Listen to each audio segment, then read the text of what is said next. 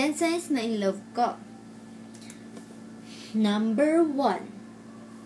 Sa Facebook, lagi mong binibisita yung profile niya.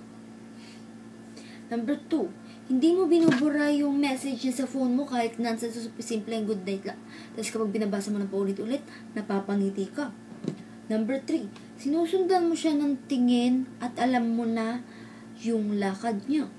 Number 4. Todo kilig ka kapag nakikita mo siya. Number 5. Nagsiselos ka sa mga kausap o kachat niya kahit hindi naman siya sa'yo. Number 6. Lagi kang updated sa kanya at kung minsan stalker ka na niya. Number 7. Naabagan mo siya sa gate ng school kung papasok ba siya o hindi. Number 8. Lagi mo siyang kinukwento sa mga kaibigan mo. Number 9. Marinig mo lang boses niya, tuwang-tuwa ka na. At higit sa lahat, number 10.